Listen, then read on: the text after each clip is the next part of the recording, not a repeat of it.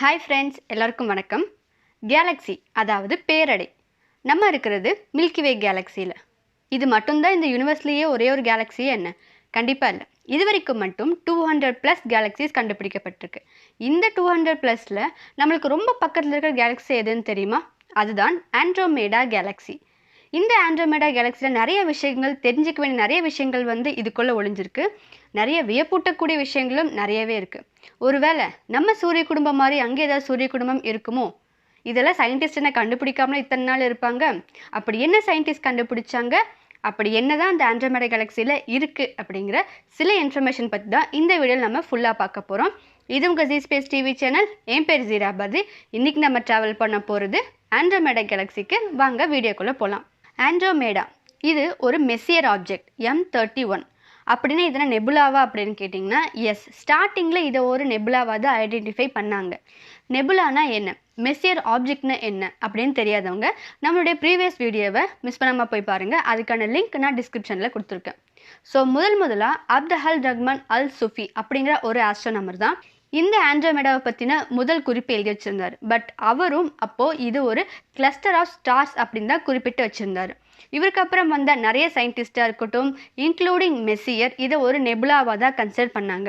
But முதலாக 1925 வருஷம்தான் Edwin Hubble அப்படிங்கிற ஒரு சயின்டிஸ்ட் இது நெபுலா கிடையாது, இன்ஃபேக்ட் இது நம்மளுடைய கேலக்ஸிக்கு உள்ளேயே இல்லை, இது நம்மளுடைய கேலக்ஸி மாதிரியே நமக்கு ரொம்பவே பக்கத்தில் இருக்கிற இன்னொரு கேலக்ஸி அப்படிங்கிற விஷயத்தையே நம்மளுக்கு கண்டுபிடிச்சி நிரூபிச்சும் காமிச்சாரு. அப்போலேருந்து தான் நம்ம இதை என்ன பண்ணுறோம் அப்படின்னா ஒரு கேலக்ஸியாகவே கன்சிடர் பண்ணுறோம். ஓகே, இப்போது இந்த கேலக்ஸி நம்மளுடைய கேலக்ஸிலேருந்து எவ்வளோ தூரத்தில் இருக்குது அப்படின்னா 2.5 மில்லியன் லைட் இயர்ஸ் டிஸ்டன்ஸில் இருக்குது. அதாவது நம்ம லைட்டோட ஸ்பீட்லேயே ட்ராவல் பண்ணி போனாலும் அங்கே போய் ரீச் ஆகிறதுக்கு 2.5 மில்லியன் இயர்ஸ் ஆகும். ஸோ ப்ராக்டிக்கலாக இப்போ இருக்க டெக்னாலஜி நம்ம யூஸ் பண்ணி அந்த கேலக்ஸிக்கு நம்மளால் போகிறது அப்படிங்கிறது ஒரு இம்பாசிபிளான திங்காக தான் இருக்குது. பட் இன் ஃப்யூச்சர் இது மேபி நடந்தாலும் ஆச்சரியப்பட இல்லை. ஓகே, இப்போது இந்த கேலக்ஸிக்கு உள்ளே போய் அதோட கேரக்டரிஸ்டிக்ஸ் கொஞ்சம் பார்ப்போம். இது ஒரு ஸ்பைரல் கேலக்ஸி, அதாவது பார்க்குறதுக்கு ஸ்பைரல் மாதிரியே நம்மளுக்கு சுருளாக நிறைய இருக்கும், டிஸ்க் இருக்கும். ஸோ இது இதோடைய மொத்த டயாமீட்டர் எவ்வளோ அப்படின்னு கேட்டிங்கன்னா 220,000 லைட் இயர்ஸ் அளவுக்கு இது பெருசாக இருக்கும். இதை நம்ம மில்கி வே கூட கம்பேர் பண்ணோம் அப்படின்னா 2.5 டைம்ஸ் அந்த ஆண்ட்ரோமேடா கேலக்ஸி பெருசாக இருக்கும். இதை பற்றி ஃபர்தராக ரிசர்ச் பண்ணும்போது நம்மளுக்கு நிறைய விஷயங்கள் தெரிய வந்துச்சு. இதில் ஒரு முக்கியமான விஷயம் என்ன அப்படின்னா, இந்த ஆண்ட்ரோமேடாவுடைய மையப்பகுதி இருக்குல்ல, கோர், இங்கே 2 நியூக்ளியஸ் இருக்கிறது கண்டுபிடிச்சாங்க. இது எப்படி 2 நியூக்ளியஸ் வந்துச்சு அப்படின்னு மேலும் ஆராய்ச்சி பண்ணும்போது தான் நம்மளுக்கு சில விஷயங்கள் தெரிய வந்துச்சு. இந்த ஒரு ஆண்ட்ரோமேடா கேலக்ஸி அப்படிங்கிற மிகப்பெரிய கேலக்ஸி 2 சின்ன சின்ன கேலக்ஸிகள் ஒன்னோடு ஒன்று மோதிருச்சு, அதாவது கொல்யூஷன் ஆயிடுச்சு. ஸோ இது மூலயமா தான் இந்த மிகப்பெரிய ஒரு பேரடை உருவாயிருக்கு அப்படிங்கிற ஒரு கன்க்ளூஷன் நம்மளுக்கு கிடைச்சது. இப்போது ஒரு கேலக்ஸி அப்படி இல்லைனா ஒரு நெபுலா அப்படின்னாலே நம்மளுக்கு முதல்ல மைண்டில் வருது எதுனா ஸ்டார்ஸ் தான், கரெக்டாக? ஸோ இங்கேயும் லட்சக்கணக்கில் ஸ்டார்ஸ் இருக்குது. ஸோ இங்கே நம்ம ஆண்ட்ரோமேடாவில் இருக்கிற ஸ்டார்ஸ் மட்டும் எவ்வளோ அப்படின்னா அப்ராக்சிமேட்லி 1 ட்ரில்லியன் அளவுக்கு ஸ்டார்ஸ் இருக்குது. இந்த ஸ்டார்ஸ் நம்ம மில்கிவேல இருக்கிற ஸ்டார்ஸை விட 2 மடங்கு அதிகமான ஸ்டார்ஸ் அங்கே ஆண்ட்ரோமேடாவில் இருக்குது. இந்த 1 ட்ரில்லியன் ஸ்டார்ஸில் ஆண்ட்ரோமேடாவுடைய அவுட்டர் ஸ்பேஸில் இருக்கிற சில ஸ்டார்ஸ் மட்டும் ஒரு இர்ரெகுலரான மூமெண்ட்டில் இருக்குது. ஸோ இதுக்கு என்ன ரீசன் அப்படின்னு பார்க்கும்போது, இந்த ஆண்ட்ரோமேடா கேலக்ஸி இப்போவும் தான் பக்கத்தில் இருக்க சின்ன சின்ன கேலக்ஸிஸ் கூட கொலைட் ஆகிட்டு இருக்கு. ஸோ அப்படி 2 மோதும்போது அங்கே இருக்கிற ஸ்டார்ஸுடைய அந்த மூமெண்ட் மட்டும் கொஞ்சம் இர்ரெகுலராக இருக்குது அப்படிங்கிற விஷயம் கண்டுபிடிக்கப்பட்டிருக்கு. இந்த ஆண்ட்ரோமேடா கேலக்ஸியில் நிறையவே புது புது ஸ்டார்ஸ் உருவாகிட்டே இருக்குது. ஸோ நார்மலாகவே நம்மளுக்கு ஒரு நெபுலா எடுத்துக்கிட்டாலும் அங்கேயும் புது ஸ்டார்ஸ் உருவாகும். ஸோ இந்த கேலக்ஸிலையும் அதிகப்படியான புது ஸ்டார்ஸ் உருவாகிட்டு இருக்கு. ஸோ இது பார்க்கறதுக்கு ரொம்பவே பிரைட்டான ஒரு ஆப்ஜெக்டாகவே இருக்குது. அப்போ நம்ம கண்ணால் பார்க்க முடியுமான்னு கேட்டிங்கன்னா, எஸ், அஃப்கோர்ஸ் பார்க்க முடியும்.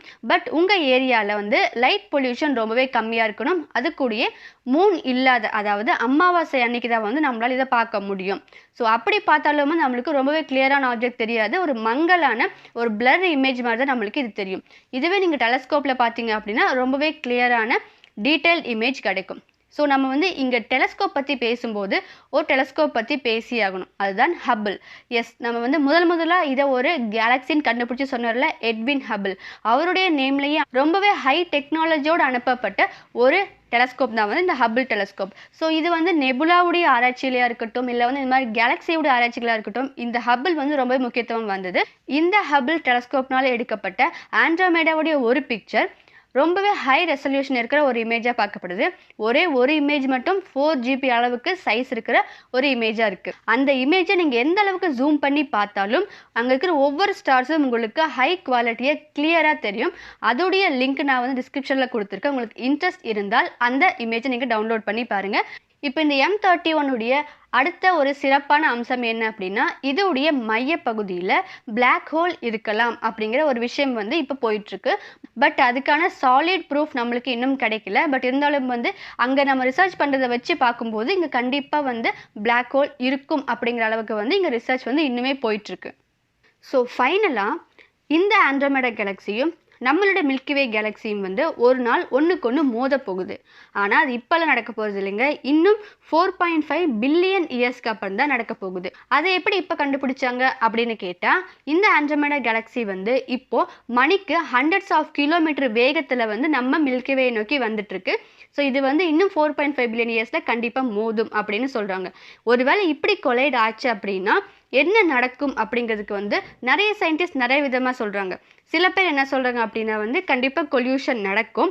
அப்படி நடந்துச்சு அப்படின்னா வந்து நம்ம சூரிய குடும்பம் வந்து மொத்தமாக தூக்கி எறியப்படும், ரொம்ப தூரம் தூக்கி எறியப்படும். இதனால் வந்து நம்ம பூமிக்காக இருக்கட்டும் இல்லை எல்லா பிளானட்ஸுக்கும் மிகப்பெரிய சேதம் வரும் அப்படின்னு சொல்கிறாங்க. ஸோ இன்னொரு தரப்புடைய ப்ரெடிக்ஷன் எப்படி இருக்குது அப்படின்னா, இந்த 2 கேலக்ஸியும் ஒன்றுக்கொன்று கொலைட் ஆனாலும் நம்ம சூரிய குடும்பத்துக்கு எந்த ஒரு பாதிப்பும் வரப்போகிறது இல்லை. அது எப்படி அப்படின்னா, இந்த 2 கேலக்ஸிலையும் இருக்கிற ஸ்டார்ஸுடைய அந்த ஒவ்வொரு ஸ்டார்ஸுக்கும் இடைப்பட்ட தொலைவு அப்படிங்கிறது கோடிக்கணக்கான லைட் இயர்ஸில் இருக்குது. ஸோ அப்படி பார்க்கும்போது நம்மளுடைய ஸ்டாராக இருக்கிற சூரியன் எந்த ஒரு நட்சத்திரத்தின் கூடயும் வந்து கொலைட் ஆக போகிறது இல்லை. ஸோ அப்படி பார்க்கும்போது நம்மளுடைய சூரிய குடும்பம் சேஃபாக தான் இருக்க போகுது அப்படின்னு சொல்லலாம். மூன்றாவது தரப்பு என்ன சொல்கிறாங்க அப்படின்னா, இந்த 2 கேலக்ஸியும் ஒன்றுக்கொன்று மோத போகிறதே இல்லை. ஏன் அப்படின்னா, யூனிவர்ஸ் அப்படிங்கிறது ஒரு எக்ஸ்பேண்ட் ஆகிட்டே இருக்கிற ஒரு இடம். ஸோ இதில் வந்து எந்த ஒரு எல்லையும் கிடையாது. அதனால் இந்த 2 கேலக்ஸியும் ஒன்றுக்கொன்று மீட்டே பண்ண போகிறது இல்லை.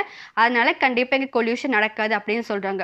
ஸோ இந்த 3 விஷயத்தில் எது நடந்தாலும் நம்மளுக்கு எந்த ஒரு பாதிப்பும் இல்லை. ஏன் அப்படின்னா கண்டிப்பாக நம்ம அப்போ இருக்க போகிறது இல்லை. இன்ஃபேக்ட் நம்ம சூரிய குடும்பமாக இருக்கட்டும், நம்ம பூமியாக இருக்கட்டும், இன்னும் 4.5 பில்லியன் இயர்ஸுக்கு இருக்குமா அப்படிங்கிறத வந்து நம்மளுக்கு தெரியாத ஒரு விஷயமாக தான் இருக்குது. அதனால் நம்ம இப்போதைக்கு இதை பற்றி கவலைப்பட வேண்டிய அவசியம் இல்லை. ஓகே, ஃபைனலி ஆண்ட்ரோமேடாவை பற்றி உங்களுக்கு நிறைய யூஸ்ஃபுல்லான இன்ஃபர்மேஷன் கிடச்சிருக்கும் அப்படின்னு நினைக்கிறேன். ஸோ இந்த வீடியோ உங்களுக்கு ஏதாவது ஒரு இடத்துல யூஸ்ஃபுல்லாக இருந்துச்சு அப்படின்னு தோணுச்சுன்னா மறக்காமல் லைக் பண்ணிடுங்க. உங்கள் ஃப்ரெண்ட்ஸ் கூட முடிஞ்ச அளவுக்கு இதை ஷேர் பண்ணுங்கள். இன்னும் இந்த சேனலை சப்ஸ்கிரைப் பண்ணலையா மறக்காமல் சப்ஸ்கிரைப் பண்ணிடுங்க. நம்ம நெக்ஸ்ட்டு இன்னொரு வீடியோவில் இன்னொரு யூஸ்ஃபுல்லான இன்ஃபர்மேஷனோட மீட் பண்ணலாம். அது வரைக்கும் டேக் கேர், பை.